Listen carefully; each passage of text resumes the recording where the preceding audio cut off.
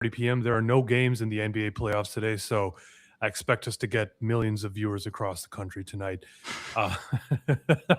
Uh, no, but appreciate everyone who's tuning in on YouTube, on Twitter. Appreciate the support. Follow us on our YouTube channel, Mavs Film Room, if you haven't. Subscribe to us on Apple Podcasts, Spotify. Follow us on Twitter and Instagram. This is where all your Mavs Film Room content will come from.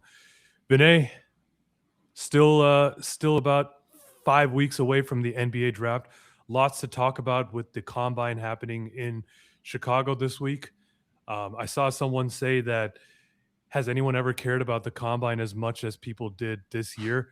But I don't know. Yeah, it feels like there's a lot of buzz. Maybe it's just a loaded draft class, but lots to talk about with Brayden Burries, et cetera, et cetera. Yep. I mean, there definitely was a lot of buzz around this combine. I think it is, like you said, because of the draft. But I think a lot more fans are more tuned into the measurements and the athletic testing, and I don't think like it should overshadow the film. I think it's a small factor into every prospect's profile, but definitely a lot of buzz for this year's combine. Yeah, it does. I mean, I think there's been a lot of attention on the measurements, obviously, and the athletic testing, and obviously who's interviewing with what teams right now. Like there was this report that AJ DeBonta spoke to the Mavericks today, which is funny because there's about a 0.1% chance that ever happens. I just thought about did Coop visit with other teams at the combine last year? Like I want to say there was a report that he visited with the Uh, Celtics, but I could I be. saw someone say that because this is one of the only opportunities teams that low will have a chance to talk to these guys because once the workouts start, no chance. Yeah, I mean, I guess thanks to AJ for taking the time to talk to us. But no chance. Unfortunately, But we'll be moving if we're forward with doing other the candidates. NBA 2K26 franchise mode, I would just trade everyone but Coop, honestly, for the opportunity to get one of the top three guys. But that's they're not. No one's trading out of that spot. And no one. Yeah, I was Go gonna ahead. say like, no, maybe if there was like one of these contending teams up there, and I still don't think that they would do it, but maybe you could dangle Kyrie and some of these other guys, like you said, and whatever future draft picks are available. But none of these teams in the top four would ever consider doing that, just because that Yeah. everyone in that top four range is franchise changing talent right there. So you know, GG to the Mavericks, but I think the ninth pick it'll be. Their chances of those guys went out the window on Sunday is what it is. Yeah, exactly. And I was going back and watching one of our old podcasts from a couple weeks ago, and we talked about how, you know, how punishing it was to lose that coin toss to the Pelicans and what it meant for the Mavericks probability of moving down in the lottery, and lo and behold, it happened. So anyways, water under the bridge. There's no point in harping on it that much, but yeah, let's get into it. I mean, we've been talking about some of these prospects all week long, really for the last few weeks. But I think there's no better place to start than Brayden Burries because again, he's I think the most commonly mocked player to the Mavericks at 9. I think he spoke with them as well, and has maybe more meetings scheduled with them. Um, what do you make of that? Because we've talked a little bit about his game. I think we both agree he could be a fit with this team. Um, let's dive deeper on him. Like, do you think that he has that all star potential that you would hope a top 10 pick in the draft would have? It's really tough. I'm not like on the side of completely like against it, like maybe some people are.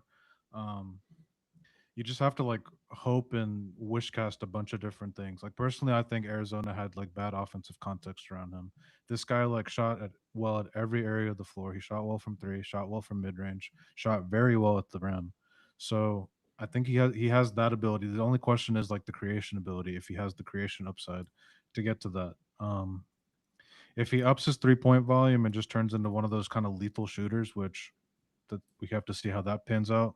Um, and then he continues his ability. I mean, he has an underrated ability to finish at the rim. Like he was one of the best finishers at the rim for any of these guard prospects this year.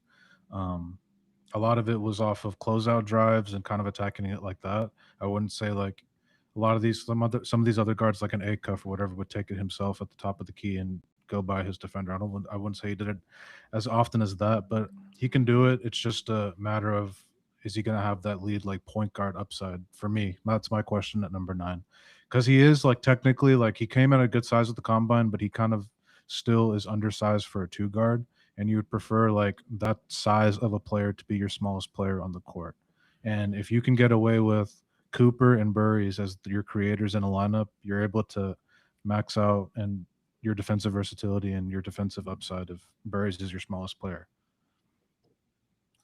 Yeah, that would be the hope because he's 6'4", which is like you said, undersized for the two, but he obviously doesn't have the creation ability that you would want out of a point guard or offensive engine, so to speak. But at the same time, the Mavs do have Cooper Flag, and if the plan is for him to create more on ball, then maybe you don't necessarily need to draft a guy that's amazing at handling the ball. But that being said, you obviously want to pick the best player available. You don't want to draft purely for need. Um, Let me ask you this: do you think that Burries has other skills to make up for that lack of creation? Like you mentioned, the ability to finish at the rim. I think rim pressure is something that the Mavericks were lacking last season. But he also comes with the ability to shoot, which I think is a very valuable skill set for the Mavericks and for a player in general. That combination of rim pressure and shooting ability, I think, makes a pretty good, fit on any team. Is that enough to make up for his lack of creation upside, in your opinion? My question is, okay, so I mean, he finishes very well at the rim. The question is more so, can he get to the rim like consistently off of his burst, off of beating guys off the dribble, which he's going to be asked to do, and something that I would like out of the ninth pick. Like that's my question with his like being able to pressure the rim. But he can definitely like finish once he gets there, like in a good spot. He can finish. He's really really strong, which I think is going to help him hit the really strong. I think that's like a super underrated trait in a lot of these players to being able to like succeed faster than others in the NBA. So I mean, he comes in with ready-made strength. I love his like overall like bulkiness as a body and all that. So um I don't. The only thing is like, what's his like standout skill right now? A lot of people are pointing to the defense. I don't personally think he deserves the Derek White comps. I feel like Derek White kind of had like a special college profile defensively with being able to rim protect, and I thought he was a better POA defender. Burries was asked to guard at the POA, and I mean he did a good job this year, but I wouldn't say it was anything like special. And if we're talking about the standards of like, okay, POA defense versus if you're thinking about the Western Conference, Shea, Luca, and Dylan Harper eventually a couple years down the line, like I think he would do a decent job on Dylan Harper, but like the other guys, I feel like he's a little like smaller for that. But for some teams, he could guard the other team's ball handler and be fine. I personally don't think he has all defensive upside, but I mean, he's going to make plays on defense. He gets steals. He can get like a block here and there. I mean, he only had like 12 blocks this year, but I think it's something that he like looks for and tries to get to. So he makes plays as a defender. He also rebounds, which is an underrated part to his game. I mean, I feel like a lot of people have talked about it now, but rebounding does help you finish possessions, and that's an important aspect of basketball, something that the Mavericks struggle in at times. And it'd be nice if he even upped his offensive rebounds. That's also a super valuable thing. But I think overall he's going to be a really good rebounder because he just has the nose for it. Um, so yeah, I mean, I'm okay with him at 9. I feel like just with the Mara buzz at top, like going top 8, that one of those three guards that I'm gonna like more, like Michael Brown or Kingston Flemings or Keaton Waddle will be there. But like if they happen to like just fall in love with him and they took him at 9, I don't think it's like backbreaking. I think it's a fine pick. Yeah, I think it is a fine pick. I think the thing that is unfortunate or not ideal is that he's going to be 21 years old by the time the season starts, which is pretty crazy because he's a freshman. But obviously, he's reclassified twice. Um, His but high school 21 tape is, is yeah. his high school tape is funny because like it's impressive in a way, but like he also literally looks like an adult against like kids. Like that's just what it looks like. The AAU and the EYBL stuff is definitely different than that, but I mean just like high school, it's hilarious to look at because he just looks like growing up out there. Yeah, I mean, I reclassifying twice. I don't know if I've heard of that with anyone else. Like a 21-year-old freshman is it's interesting, but I mean, he's not ancient. He's not old. I mean, I think that Yeah. he played in a strong program as well, so I think he proved that he can be coachable. He's not one of those inefficient chuckers either. I think that shooting is one of his best skills, and that will fit on any team, especially the Mavericks who need shooting. You just have to hope that he can kind of be coached by Phil Handy and the Mavericks coaching staff to develop a little bit more creation ability. And obviously Phil Handy has that reputation to be able to help players develop major skills, kind of like God God did when he was with the Mavs as well. So that would be a good situation for Brayden Burries. On the age thing, like it's definitely not going to concern you as much as like a Yaxel or a Sturts. And he also like his first year in college, he came and hit the ground. I mean, he started the season slow technically, but like once he got his groove going, he really picked it up. And I mean, he was I thought the best player in Arizona consistently towards the back end of the season, back half of the season for sure. So the age stuff is like it doesn't concern me that much with him personally, just because he did. But I mean, the high school stuff, like I said, it is kind of funny to look at if you ever have the time to go look at it. Yeah, well, I mean, I think like you said, his size also will help him in the NBA, like his strength. That's like for any prospect that really gives them a head start in the NBA because a lot of guys come into the league underweight, a bit skinny, and they have to put on that muscle in their first season. And so I wouldn't say they lose their first season, but they're not able to contribute as much as they should because they're putting in that developmental work outside of the game. But Brayden Burries, I think, will be able to step in and contribute immediately. The question is, what is his ceiling? That's still something that I haven't quite resolved yet. I think if things go right for him, he could be a fringe all-star type player, like a guy who's in the conversation every year. But I do think that's probably his ceiling. I don't think he's ever going to be a perennial all-star type guy. Yeah, I mean, I can definitely get with that. It is interesting. I mean, I'm not comparing him to this guy, but if you look up Devin Booker's like scouting report pre-draft, it's kind of like eerily similar, like the strengths and weaknesses to what Burries has. Probably more positive towards Burries on the defensive end, but even Booker had like a decent defensive reputation coming out of school. But Booker's upside, no one ever thought he was going to be Booker. Obviously, no one. He kind of was known to be like he was going to be like a good role player type of shooter. So I guess that's my copium / optimism with that in a way. But I do think his like offensive upside is a tad underrated, and I think his defensive upside is a little overrated personally, from what I'm reading on Mavs Twitter. Yeah, and you would hope that one of those things becomes excellent in the NBA. Like whether He's never gonna kill you. Like he's never gonna be a liability on defense. Like I'm not saying that or anything like that. It's just more yeah, so which is good. like the all defense, which is really hard to crack. It's like the 10 best defenders in the NBA. That level. Yeah, and I mean, you see the types of players that Mike Schmitz and Masai Ujiri have been enamored with in the past, like Shea Gilgeous-Alexander. They were all over him back in 2018. He ended up being, I think, picked outside of the top 10. I don't remember what pick he was exactly, but um, those are the type of players they like. I mean, Brayden Burries is not quite as long as him, and he's obviously older than Shea was going drafted. So I do wonder how much they would gravitate towards a Brayden Burries. But we've seen Mike Schmitz draft players like Shaden Sharp, which again, I don't, I don't know It's if not there's a good much of a comp for comp him. there. Yeah, yeah. No, it's not a good comp for him. The Devin Booker comp is pretty good. I can see that. Not saying Booker that came he's off the going to bench be. for Kentucky, Yeah, and they ran like a platoon, like 5-man lineup platoon. Like he didn't really get to like showcase his ability. I would say at Kentucky, but I mean he definitely showed the shooting touch, which is why he went lottery. So I think Burry's like produced more in college than even Booker did. But Booker's also like just like an outlier, like ceiling type of yeah, expectation. yeah. Yeah, for sure. I think, and yeah, I mean, the Suns did lose a lot early in Devin Booker's career, but I think it allowed him to develop the skills necessary to be, number one on offense. If the Mavs think he can, like, after Kyrie's off the Mavericks in a few years or after he's retired or anything like that, like, if the Mavericks think that Burris can be the lead guard, like, I'm more than fine with the pick. Like, develop those skills, but it's just like a lot of like the passing hasn't really like showcased itself besides like basic stuff in college. Like, I wouldn't say he's an advanced playmaker at all.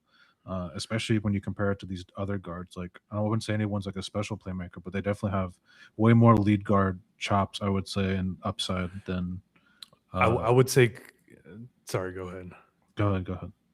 No, I was just gonna say I would say Coop has more creation upside than Braden Burries. I mean, we saw it last season, so There was maybe even that that's the in long term Coop's, plan. Yeah. even at Coop's like Duke tape. It was in Coop. Like he could play make at a. I thought he could make any pass like in the world to a degree.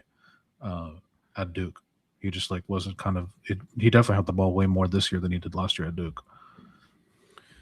You know, does Brayden Burries' offensive game, and this might be a bad comp, but I'm probably going based off of the shooting ability and maybe like not being the best creator, but I don't ever remember Kyle Lowry being the best offensive creator for Toronto, but he could shoot, he could be in the right place, and DeMar DeRozan, Kawhi No, Leonard, those are the Lowry guys carrying the Lowry offensive could load. play make.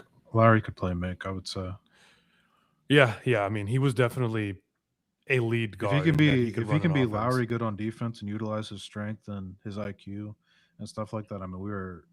I mean, that's just yeah. You take that at 9 and run. Yeah, exactly. I mean, only reason I bring that comp up is because Masai is the GM and trying to draw parallels to players that they liked. But I still stand by my original prediction that I don't think Brayden Burries is going to be the pick at 9. That would Interesting. be that would be surprising to me.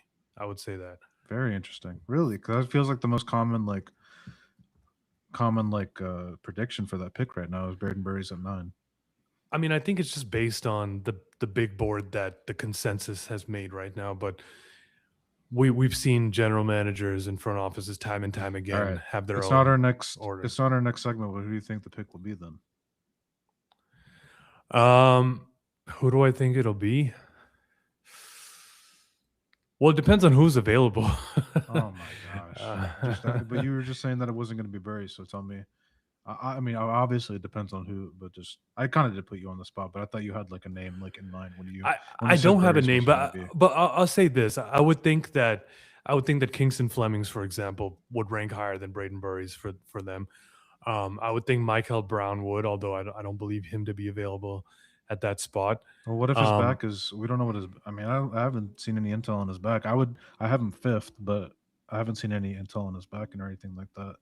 So yeah, I mean that's it does feel like he's getting like a lot of buzz lately. Combine did wonders yeah, for he him. is. No, definitely. I mean, I think his name has come up. People are probably watching his highlights. Um, so I think he is getting a lot of buzz. But yeah, you never know what the medicals look like, and you never know who's going to rise in the process. Like we've talked about Aday Mara, Cameron Carr. We'll talk about him. He's another hot name in the process too. So rather than trying to predict who the pick will be right now, let's talk about Cameron Carr because I think there's been more buzz about him, and I mean, there's good reason for it. He's got a 7 foot wingspan. He can score the ball. I think defensively, um, he can do a lot of what you would want, from that position. Like he can get blocks at the rim.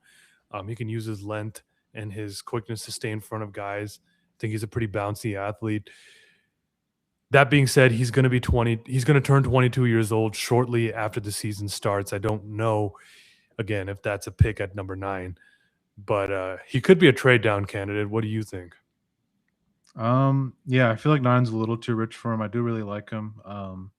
Good shooter. I don't think he creates enough on his own though to be the pick at 9 personally. Like a trade back and you picked up an extra pick later and like I mean you could consider him as high as 12 if they really liked him that much. I'd be fine with that. But um really I like him a lot as a prospect for sure. And he's more of like an off ball. I would say personally like I don't know how good he's going to be like as an on ball defender. I don't think he's there like strength wise and just all the stuff that goes into being a good on ball defender. Personally, I think he can like switch on to guys and hold his own there here and there. But I don't know if he's like a go get that guy for this whole game type of defender. But I mean, he's going to make ridiculous blocks. He has that 7-inch wingspan that you talked about. He has a 40-inch vertical. I want to say that he measured in at the combine with. So I mean, he's a insane athletic profile to have in like a 3 and D type of wing. I think he's going to be a good contributing 3 and D type of wing, but I just wouldn't. I don't think that's the type of pick I want to make at 9 for me personally. I would like a little more creation More upside upside, from that pick. definitely. I mean, he kind of screams Oklahoma City Thunder. Um, Yeah. a guy that can just step in right away and contribute in their system. And I mean, they'd be lucky to have him. But yeah, like you said, I think I would want someone with a bit more creation upside at number 9. Someone again who can grow into being the floor general for the Mavericks, even if he isn't the primary ball handler all the time. Like Cooper Flag most likely is going to be the guy with the ball in his hands most of the time, but someone who can play off of Coop and set him up in the right spots. That's really what Coop was lacking this season without Kyrie Irving. And Kyrie will come back next season and obviously help with that. But Kyrie is maybe a 2-3 year thing at this point, and after that, whoever they draft is really going to have to be that guy that can play off of Coop. So, Kingston Flemings, I think, is really that true point guard of this top 10 of this draft class. Honestly, that floor general, traditional point guard that knows how to get to his spots on offense, but also knows how to set other guys up. I think the fact that he was so successful in Kelvin Sampson's system at Houston really speaks to him as a point guard and as a high IQ player. And yes, I know his combine measurements were a bit underwhelming, but 41-inch, one step vertical. He's got the quickness, the athleticism, and I think again he's coachable. He played in that system; it proves he's coachable. They can coach some of these tendencies into him, like being a more willing 3-point shooter. And he's, I think, one of the younger players in this draft. I definitely think that he has room to grow there. And I'd be very happy with him at 9. Yeah, I love Kingston Flemings. I have him sixth. I think for as bad as the combine measurement day was for him on Monday, like the athletic testing day was as that good on Tuesday. Like you said, like all the vertical leaps, the speed, and that showed up on film. I'm just the only thing about his film is I was surprised that his wingspan was that short because he gets to so many steals. But that just honestly speaks to his instincts, his IQ, his athleticism. Like all that's there. I think he's going to be an impactful defender, impactful offensive player. There's room to grow, like you said. Like I think he can, if he tightens up his ball handle a little bit, he'll even get to those spots easier than he has been. The athleticism in like an open floor NBA game is going to be way different than what he had at Houston, in my opinion. I don't think Houston had like the best offensive context around Kingston. And then the defense, like he needs to add some weight. And I think he knows that. I think I watched an interview where he talked about that, like getting more strength and weight. So once he hits that, like there's some upside like stuff that he can work on, and once he gets that, like I think he's going to be just a really really good NBA point guard. Some of the comps that I see are like Spurs De'Aaron Fox and Tyrese Maxey, and if he's like those guys offensively somehow, and I think he's going to be a better defender than those guys by a good bit, just with how he plays the defensive end of the floor. And then like all the little things that he does on the court, like diving for loose balls and stuff like that, moving without the ball, like I don't know. I'm really like enamored with the idea of him falling to 9 at this point. Like with it kind of Me seems like too. Michael. It kind of seems like Michael Brown's going to go top 8. Um, Kingston Flemings is probably like at this point the realistic dream, and it could shake out that way. I don't know. It definitely could, and like you said, yeah, I'm very enamored with it as well. I mean, is he my top choice? I think Michael Brown would still be my top choice at that range, but I just don't think he's going to be there. But if somehow like Aday Mara jumps up into the top 8, um, Kingston Flemings, if he fell to the Mavericks, I think you take him and you run with it, and you be very happy about it because he can do so many things really well. Again, he's one of the youngest players in this draft. Um, he's got the I, athleticism, he can defend, and he I knows think what he it's a needs to work on. realistic. I think it's a realistic shot that he gets there to 9 too. Like there's buzz today that from Zach Lowe saying that Wilder would go 5. Or like that's a common like pairing that he heard at the combine. I could see that. I could see the Nets taking Michael or Mara at 6, and then like Kings are like Sharpie and Acuff. It feels like at this point. I know there's like 40-ish days out, but that just feels like the most guaranteed pick in the draft, other than AJ to Washington. Which uh, so that's at 7, and then the Hawks at 8. You would think Mara. I don't know. They could go Kingston. That's kind of like one of the Kingston teams, maybe, but that's all it takes is the Hawks passing on Kingston, and he's right there in your laps at 9. I definitely would take him over Burries. I like Burries a lot Me and too. what he can do, but I just would take Kingston like 10 times out of 10 for me personally. I don't know, man. Kingston just seems like such a like foundational culture piece, That and too. a guy That who too. plays the right way. I Like mean, both of them. But I think Burries has that in him too. Like he's a dog, and he cares yeah, about defense and stuff like that. Kingston also. Uh, both those guys, I feel like would help you set like a Cooper's kind of like that type of player too, like a dog, and does the little things and stuff like that. It's just like really unique for a team to have two like cornerstone pieces that are able to be like that. And for me, Kingston is like has also the lead guard ability that I would like in this pick. Yeah, exactly. I mean, you need that. I mean, honestly, Kingston Flemings earlier in the college season, I think, was projected to be in that top five range, and he's kind of fallen out for various reasons. But I don't think we could rule out him getting picked five or six. But True. yeah, I mean, you mentioned Keaton Wagler. Zach Lowe had that report today that the Clippers really like him. As we've talked about, he's kind of the wild card in this draft. He could go as high as five. He could also, I think, fall to the Mavericks at nine. Um, how would you feel about him if he fell to nine to the Mavericks? And Yeah, I'd be okay. let's say Go ahead. Wagler and Burries were there. Sorry, Wagler and Burries are there. Who are you picking? Wagler easily. Like I'm just there's a chance that Burries is a better NBA player than Wagler. Like no denying that. I would say like the floor is higher for Burries than it is for Wagler, but I just kind of want to swing for a lead guard potential for the lead guard potential that Wagler has. There's definitely some concerns. Like I mean, he tested better as an athlete than I thought he would. Honestly, at the combine, like I'm just glad that he didn't test like bottom of the barrel levels for kind of how you if you just watch an Illinois game, like that's just kind of what he feels like as an athlete and he had zero dunks in the entire year, which is insane actually. Like 6'5" and zero dunks for the whole year. And Illinois played a 5-out offense, so like there's no excuse for that. I think you'll get dunks in the NBA eventually, like maybe on one on nothing fast breaks, and he can just do the rim grazer dunk. But I would expect him to get some at least a dunk in this next team. But yeah, like the upside is just there. Like I understand the concerns on the floor and all that, but the shot making, the field, the craftiness, the pace. I love the pace that he plays with. It's kind of like it's slow and it's not. People don't always love that, but I love. I mean, Luca kind of played like that to a degree. I'm not comparing him to Luca, but just the pace, like No, no, slowness, that's a great point. Yeah. craftiness is kind of like I love those type of players. So and I think it'd be a great fit next to Coop. He can play off ball too. He's a good shooter. Um, 3-point shooting, great. Honestly, high school and college. So once he adds, like, I think it's possible for him to add strength once he gets a few years in an NBA weight room. And I think strength would help him just a ton on both ends of the court, and especially like finishing at the rim. He does need to add like mid range game. That's one thing he's kind of lacking. He's kind of like threes or gets to the rim and does his spin move and draws a foul or makes the layup or misses the layup. But some sort of like in between game is what he needs to improve on. Same with Michael, honestly, too. Um, Yeah. but those are things that anyone I not guaranteeing it, but those are things that you can develop. What do you think about him defensively um, right now? I mean, I guess I'm not super familiar with his defensive work, and I think, like you said, if he gets stronger, he could be more impactful with that. But do you think that he has the defensive chops to play in the Maverick system?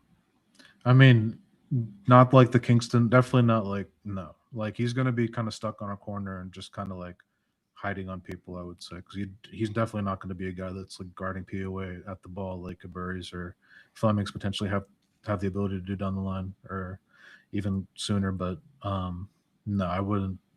It's definitely not like a strength of his. Like he'll rebound here and there, but I just don't think he. I the hope is that he just is like passable at that point. Honestly, like I just Yeah. yeah, like kind of Yeah, like Luca, exactly. and Yeah. kind of like you want to like what Luca's size and abilities, what he's supposed to be doing. That's what you'd want out of Wagler.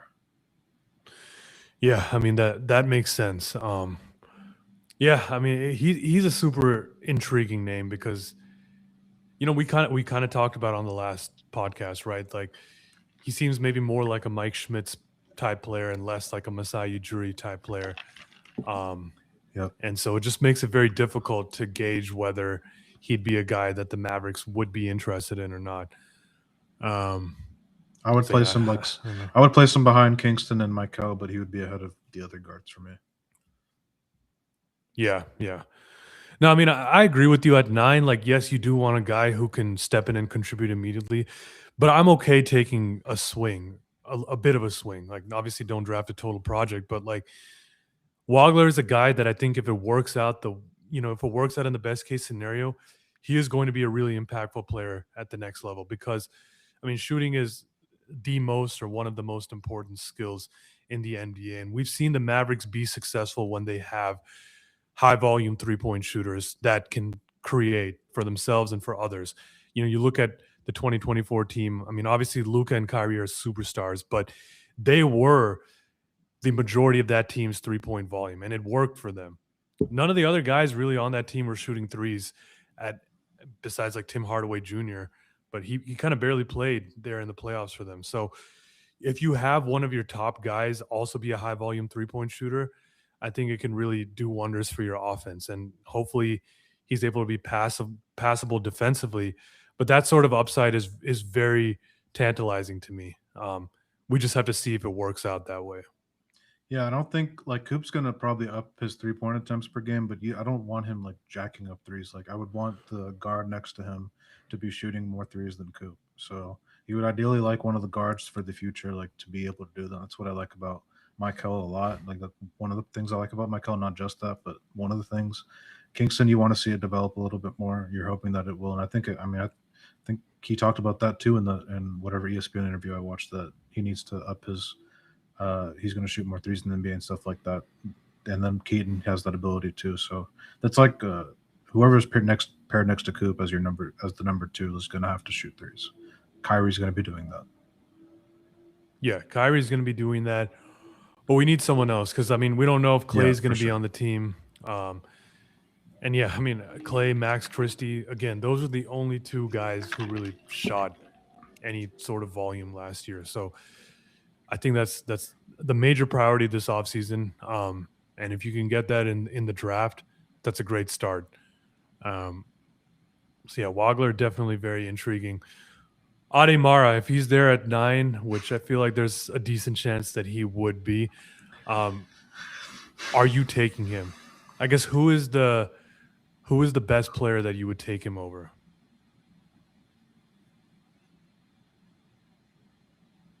I'm honestly hoping that he's taken in the top 8, so they don't have to make that decision, because man, it would to me it would be a really tough decision, because like I do think there's more of a case for the pick than it's like made out to be, because like I mean one of the biggest reasons is like you can't guarantee Derek Lively's health. So if he is healthy for the whole year, you have those two guys for 24 minutes a game. Like I understand why people wouldn't like that. And but on the flip side, like if Lively is once again hurt, maybe not as much as he was last 2 years, but to a degree, you can let him walk in free agency or work out a side and trade next summer and just kind of rock with Mara as your anchor. And you'd feel a lot better about the Mara pick if Lively does get hurt a lot or does get hurt a lot this season. And unfortunately, like through his 3 years in the NBA, he's gotten hurt a lot. He's missed a lot of games.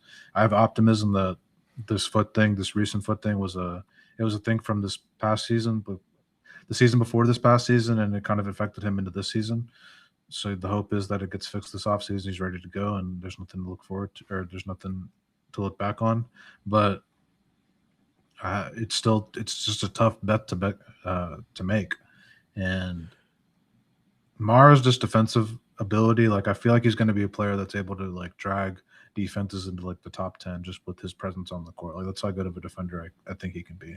Like the defensive anchors around the rim or around the league, like Chet, Gobert, Wemby, like when they're on the court, it's like a night and day difference when they're off the court. And I think Mara's going to be that type of player.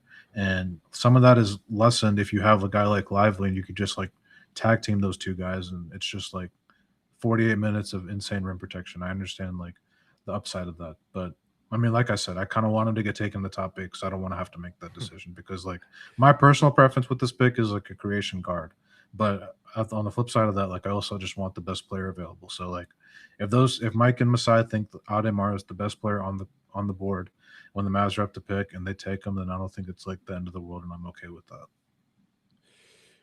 What is his offensive upside? That's a good question. I don't think he's going to be a 3-point shooter. I know there's been some talk of that at the combine, that he has the potential to shoot threes. I don't even like think he even needs it, but I don't think he's going to be able to do that. But he's a really, really good passer, like compared to, especially for a defensive anchor. If you're comparing it to like an ED or a Clegane, I think he's a better passer than those guys. That's why I kind of compare him to like a Gasol brother type, because that's kind of how he plays. I don't know if he's going to be like as fluid as those guys because they were like smaller, and Mara's just like a giant, but he's a really good playmaker, especially for a defensive anchor. So He can Yeah. you can throw it down to him and he can make plays for others. I don't know if he's going to be like a dominant like give the ball to him and he's going to just go one on one and destroy anyone that he's going against type of post offensive player. But yeah, I mean I think he can be a really good playmaking hub. Yeah, we've seen that position become more and more important in the league. I mean, guys like Evan Mobley, for example, Jaren Jackson. I mean, Jaren Jackson's a much different type of player, but just these big men that, you're not counting on them to make plays off the bounce, but just their sheer gravity and presence on the floor can make life easier for others such that you can run your offense through them at different spots on the floor. So I think that's a very important skill. But yeah, like you said, hoping he gets picked before the Mavericks because It's more so I don't want to have to make yeah. that decision.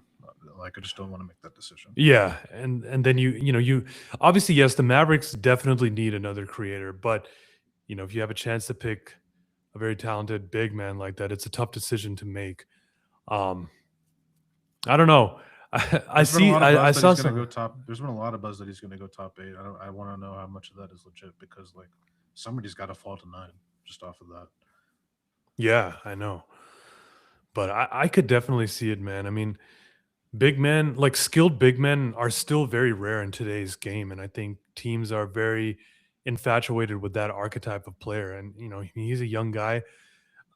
Of course, the team is going to try and convince themselves that they can coach him to be a shooter and help him develop that. So, um, again, one of the biggest wild cards in this draft, if you ask me, along with If Keaton you're able to Waller. move, if you're able to move and you're that big, it's just like you're so imposing on the court. Like insanely Yeah, imposing. It's just like the two questions I have with him are kind of the rebounding because I don't he hasn't been a good rebounder at all in college. Part of that has to do with the fact that he played next to Yaxel and Mraz, but I mean, he also wasn't a great rebounder at UCLA, so I think it is a little bit of a nitpick with him. And then like he hasn't gotten hurt. I don't believe in college. I could be wrong, but just the kind of fear is a guy that big having injury proneness. That's the other concern you would have. But it's not really Mara's fault because I don't think he's gotten hurt. It's just like the nature of the business with yeah, guys that big. yeah. I mean, big men, I think at this point, like, they have a shorter shelf life than other players just because of the kind of hits that they take. Um, but yeah, I don't know. Like I saw some of the pictures and the clips from Masai's intro press conference, and I just got the vibe that he wants to make Lively work in Dallas. Like Lively was there, I think, when he got introduced, and I want to I mean, a make it lot work of the with stuff. Lively too. Same. I mean, I was gonna say like a lot of the stuff we talk about with Mara was what attracted the Mavericks to Lively in the first place when they drafted him, and Yeah. so again, you would hope you could make it work with him because we've seen that he's a very like special player when he's healthy and contributing. And unfortunately, after his rookie season, he just hasn't been on the court much. And like you said, I think this injury from this past season was really a holdover from the injury 2 seasons ago, and the fact that medical staff didn't attend to it properly and didn't take the right approach to treating that injury. Hopefully, whoever's the medical staff going forward can put together a good plan for him. And there's been a lot of time that Lively has missed. I mean, he played 7 games last season. So I mean, he had 75 games to rehab plus this offseason. If he has to I miss want the beginning of next season, that's fine too. Yeah, take your time, like as long as it takes. I'm a massive believer in the talent. Like we saw it on the finals run.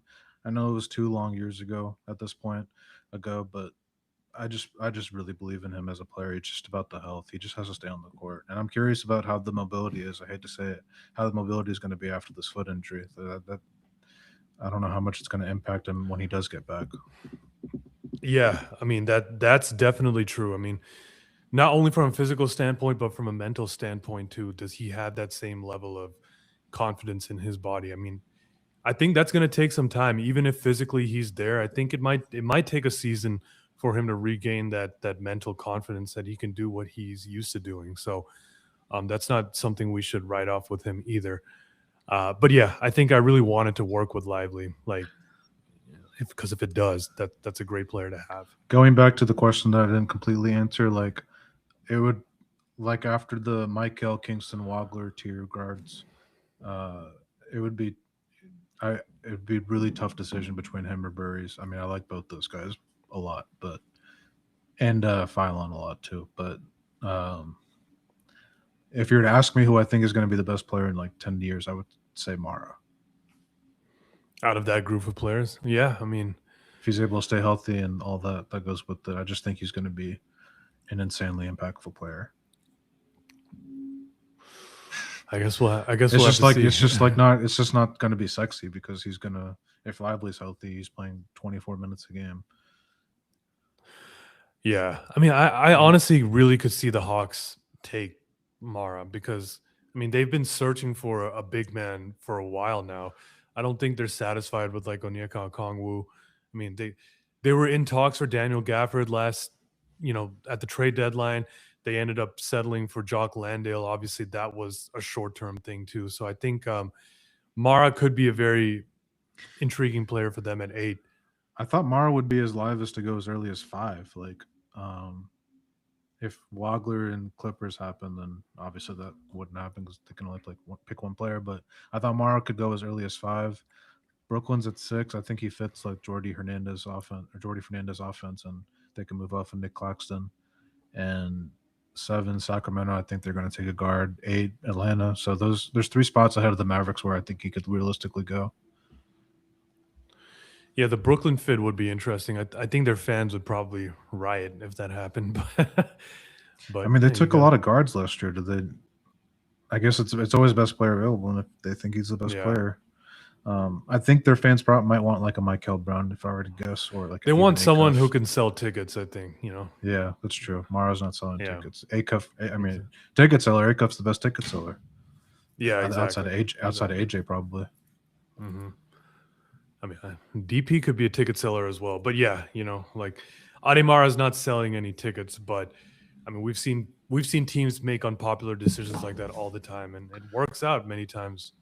Schmitz just took a center last year after he drafted Klingain like the year before that. Yeah, So I know. um, I feel like that would make people mad if that was the pick. No, definitely. I don't think Mavs fans would be happy with it. But I mean, again, he's one of those players where I think the vision would really pay off like a year or two down the line. And so it just comes down to how much of that appetite do Masai and Mike have. And I think they have some level of it. I don't think they're looking at this pick as a guy who has to step in right away and be a starter or be an all-star for them. But I think Schmitz and Masai would love Aday Mara, if I'm being honest, just based on the I guys think they've so picked. too. Just got based on Yeah. guys they've picked, and yeah, I feel like they would love Mara. It's a matter about how confident they are in Derek Lively, I guess, and that's a medical team kind of conversation more so. Yeah, no, totally. I mean, yeah, you mentioned Mike Schmitz picking Hansen Yang, Donovan Klingen. I mean, Masai Ujiri loved Jakob Pertl as well. So, Jakob Pertl, I mean, is not anywhere near like the dimensions of Aday Mara, but he's one of those guys who's not like the most skilled offensive player, but he can still be a hub. And I think at his peak is a kind of a very useful player. Toronto Marc Gasol is more comparable to how Mara Yeah. lives than Memphis Marc Gasol. Marc Gasol, if Yeah, like I mean, that's like a, I mean that's a yeah, that's a Marc Hall of Gasol. Famer. That's a great career. Oh yeah, totally. I mean, Love Marc Gasol. That's one of my favorite he was type of center amazing. archetypes to have. Like I like that more than like even like a cat. Like he would be a top 3 center. I'm not, if Mara is like Marc Gasol, like literally Marc Gasol's career. Like besides like Jokic, who else am I missing? Wemby, obviously. Yeah, Wemby's different though. But yeah, Marc Gasol. I mean, if he could beat that, Yeah, then that's an insane that's an career. insane player. Yeah. But That's why it's I don't tough to know. like pass on. Like, you need this creation guard. It's what everyone thinks we need. And I agree to a degree. But there's also like avenues to getting that type of player in other ways, no? Yeah, Like think about you could think about this. Every year there's like a creation small guard that's available for trade for less than you would think what they are. Like for example, Trey Young. This year coming up, John Moran. I know people don't love those guards, but like there's always like that type of guard. Like Darius Garland just went for James Harden. Like I feel like those guards are like easier to obtain than, you may not love like the defensive profile of some of them, and that's why they're available for so cheap. But I feel like it's easier to get that type of guard. We just didn't have it this year because because the other we GM thought was an I thought idiot. I thought D'Lo with the chip on the shoulder was going to do it. I haven't heard that reference in a long time. But yeah, I mean, to your point, Ibuka Corey is another guy that's probably one of the most talented creators in this draft. I mean, he can score the ball. If that's something they want, they could obviously draft him later on, whether it's at 30 or whether they have to trade up into the 20s to get He's him. not falling to 30, So guaranteed that. They would have to I trade don't up think into so either. they would have to trade up into the top 20 for that. Yeah. Maybe even higher. We'll see But, how it goes, I again, guess. that could be part of the plan as well. That is So, that's a good like point though. Like if you take Mara at 9, for example, and you somehow get your way back into like the back half of the 20s and take a Sturtzer and a Corey, that's a great draft to me. yeah, I mean, like let's say you have a deal to trade up to a pick that you can get Sturts or a Corey, then you're like, okay, we'll take Mara at 9, and then take one of these guards at 20, whatever, right? And Christian and then that's Anderson, I that's a think, pretty has a good draft. Yeah, chance. Christian Anderson is a chance that they would be available at 30. I don't think the other guys have any chance of getting to 30. If Tyler Tanner stays in the draft, I mean, he is really small, but I would take him at 30. But I don't think I would like go into the back half of the 20s to get, or back half of the teens to get him. But a Corey and Starts, I would take in that kind of range. yeah, definitely.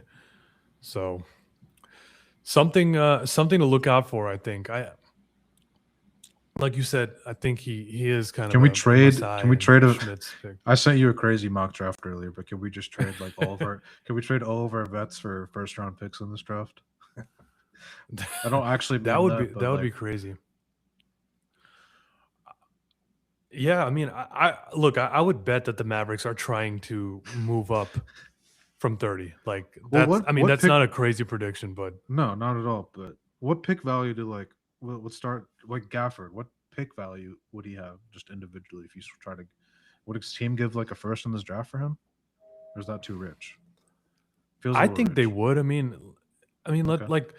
could you get up to like 23 to the Hawks If you with can get Daniel Gafford, 23 for right? Gafford, I'm doing that like in 30 seconds. You have to do that. I think you have to do that. I would just rock with Yeah. like the Cisse Gafford difference to me, like off the bench is not as much as I it's gonna also be think popular to Cisse is say. going to be. I also think Cisse is going to be in Dallas next year too. I mean, Masai and him Okay, have a play him. relationship. Like I mean, if we draft Mara in this scenario, then like lively Mara Cisse is yeah, insane. I just like that great. might be one of my favorite center rotations in Mavericks history right there. I mean, yeah, I definitely think they could get up to 23. Like, I mean, again, deadlines make deals, and obviously at the trade deadline it didn't happen, but they're going to keep talking about that. And once the time pressure of the draft happens, I mean, it's possible. I'm not saying that. I don't know if It's that's just tough to trade Gafford's fair for market value, but yeah. the toughest time to trade for picks are when it's the day of that draft. Like it's easier to do it even at the deadline than it is like the picks have the most value when they're on the clock. So it would be tough to me to see like I don't know. Maybe if you could do Gafford for 23, I'm doing that. Like PJ, I don't know what PJ can get in a draft compensation type deal, but uh I mean, we've seen teams get desperate though, like a few years ago, right? When the Mavericks were able to trade Davis Bertans to OKC, they traded down, and then they used that trade exception to take on Rashawn Holmes, right? Teams teams might feel like that's their best opportunity to do the deal, so I wouldn't totally rule it out. Um, but dude, we have to see, or even 25, right? The I love Lakers the need a center too. yeah. I mean I Yeah, love the vets on this team. Like I appreciate them a lot, but most of them can go for a first round pick if it's possible. Max Christie, I don't know if it's controversial, would deal him for a first round pick.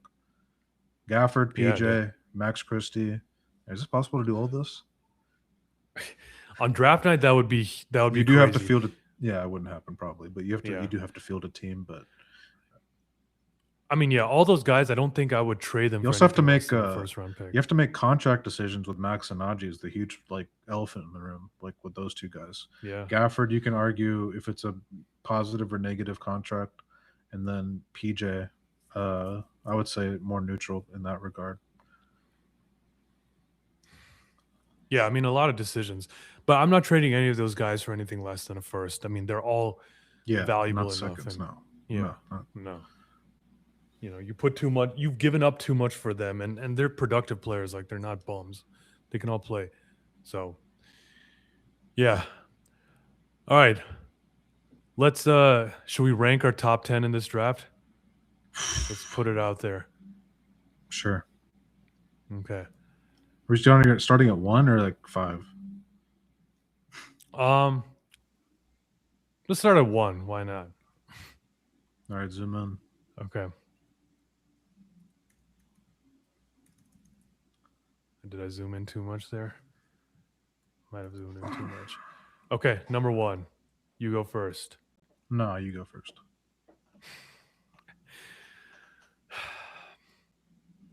I'll go. Should we just Darren do this for Peterson the? on the. Should we do for the Mavericks? I mean, I think. Let's do for the Mavericks since it's a Okay, Mavericks fine show. for the Mavericks. Yeah, So fine. you take Darren Darren Peterson over. number 1. You take Darren over AJ. Yeah.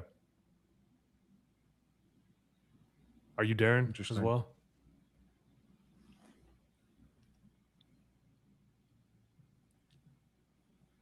What's your number 1?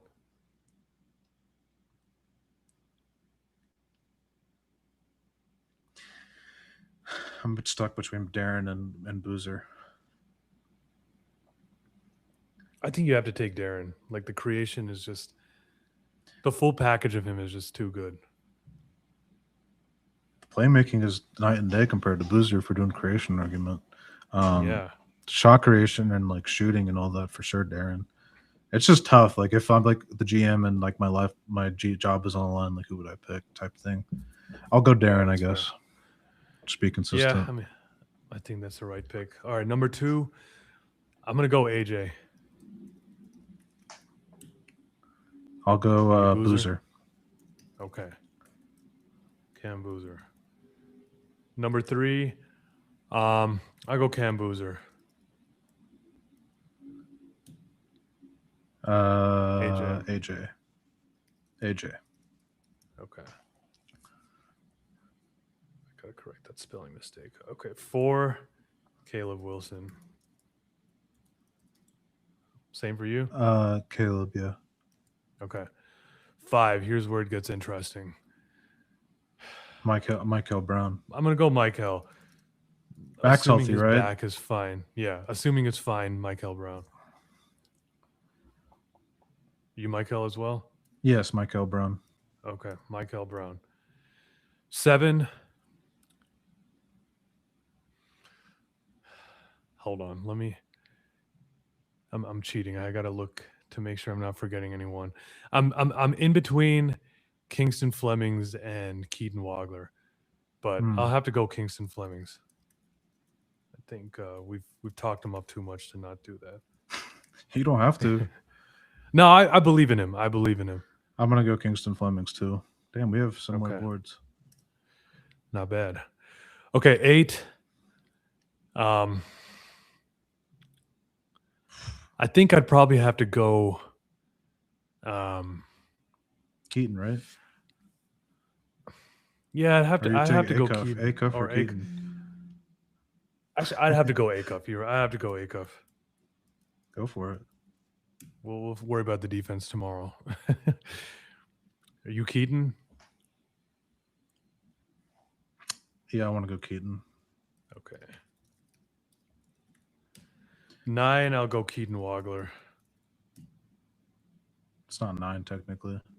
Oh, like sorry, right, 8. 8. 8. Sorry, 8. So it's like between Mara. Oh man.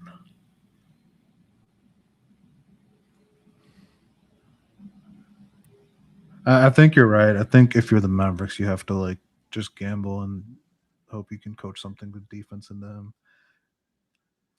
I'll go Darius Acuff. Darius Acuff. Okay. All right, we're at pick 9 now. Are we at 9? I don't probably think we're at 9. I think we are. Oh, this is 9? 1. That was 2, 7, I 3, think. 4. No, this is 8. 9. This is 9. Oh, you counted it? Count it? 1, 2, 3, 3, 4, 4. 5, 6, Oh, you're 7, right. Wow. 8, 9. Okay. 9. It's like Burries, Phylon, Mara. I think I'd have to go Brayden Or Burries Yaxel. here. Nah, I don't know if I could do Yaxel. Too old for me.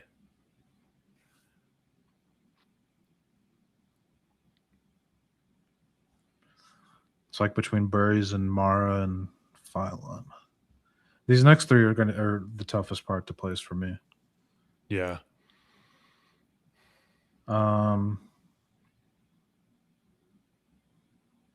boy, it's just a lot of guards here.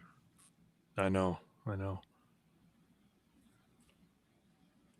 I'll go Burries. Okay. And 10, Damn, I'm gonna have to go Phylon. I think it's tough to Phylon pass up over on Mara. a. It's tough to pass up on a good point guard, man. That's what we need, and I We like just have his just fit with. all. We just have all guards. Well, this is a deep point guard draft, True. so It's just crazy. It's just like all guards. I know. There's some concerns I have with Phylon lately, like the weight is concerning, the athleticism is concerning. But damn, when you watch just the film, it's just like I know, man. he has a It's hard to different turn level, that down. different level craft, different level feel. Um, he improved so much as a shooter. There's something there. I think even defensively that he didn't show consistently this year. I think I want to go Phylon, but damn, I just talked up Mara for what? I would take We're him at going 9 based though. on I the. really would take him. I would take him at 9 if they thought that he was the best player. I would take him at 9 over these guards. But now that you put me on the spot, then I just wanted to pick a guard because I mean, you I don't could know. I pick prefer Mara. That's fine. I prefer a. Nah, I love Phylon. I still love Phylon, so I'm gonna go Phylon. Okay. Yeah, I mean, like you said, when you watch the film, I mean, he's such a That's natural, it. such a fluid athlete. I'm glad I don't But have to make the yeah, decision. no, I know. I mean, it's a tough decision, but it also goes to show you that the Mavericks will come out of this with a good player, I think. But obviously, if you can get someone in this range, like the 1 through 7, the one of the guys that we rank 1 through 7, I think will be really happy. I mean, even Wagler, I'd be pretty happy with as well. I feel like Phylon's stock has faded a little bit. I could be wrong though.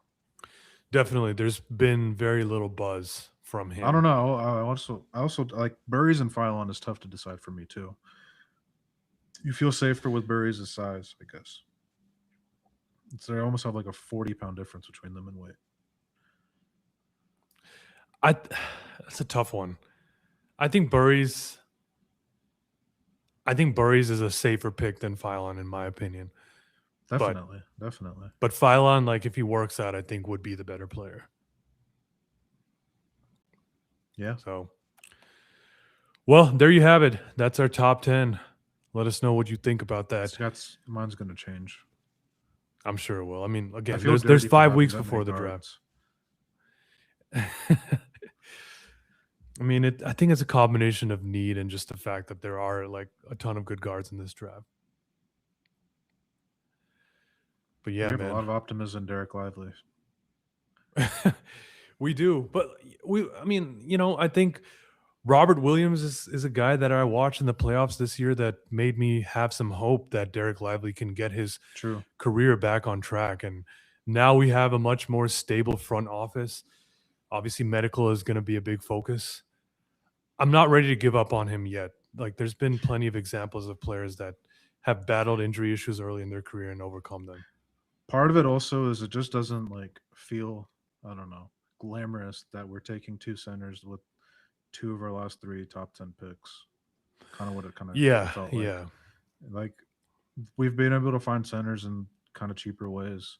I think Cisse can play like backup role, and even Bagley even Bagley did well. Yeah. No, I agree, man. Like after going all in on bigs the last couple of years, I feel like we need to take a swing on some top level guard or creator talent. Like that's kind of the need of the hour, and this is the perfect draft to do that. So those two factors combined, it's tough to pass up on one of these guys. But the other thing Um, is like yeah, if they think they can get like a guard like in the back half of the 20s or something like that, then yeah. Again, I I kind of think like the yeah, pairing of Mara with one of those guards too. Like that felt like a great draft to me. yeah. I mean, I think there's going to be a lot more that happens in terms of pre-draft workouts and all of that. So again, if there's a deal that they can come to before the draft or before they pick at 9, then yeah, it could work out with Mara. But I guess knowing what we know right now without any of that other stuff, that's I think how I would approach the draft.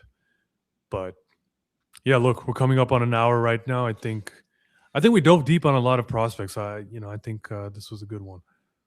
Yep. Yeah. All right. Well, I think that's a good stopping point here. Obviously, a lot more to talk about, and we'll see who the Mavericks start inviting to Dallas for their pre-draft workouts. I think that's going to be a big tell in who they like. Safe to say.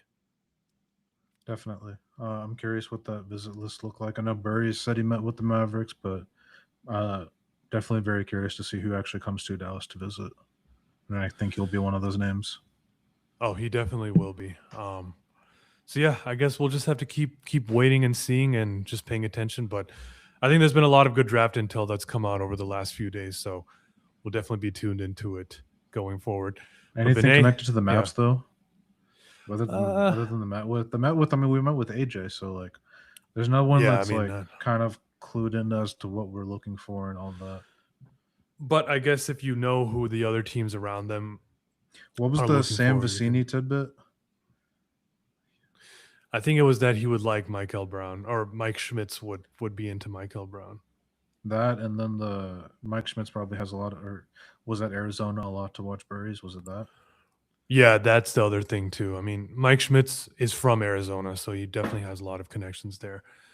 Um, so yeah, that's definitely a connection worth watching too. I mean, it feels lazy to suggest it. Oh, Mike Schmitz also went to the University of Arizona, but I think it is definitely worth mentioning. Oh, I didn't know that. Yeah, he did. Graduated in 2012. Hmm. So yeah, we'll see. But yeah, Vinay, thanks for joining me as always. Thanks everyone who tuned in on Twitter, on YouTube. Appreciate everyone who's been tuning in over the last few days and weeks. It's meant a lot to us.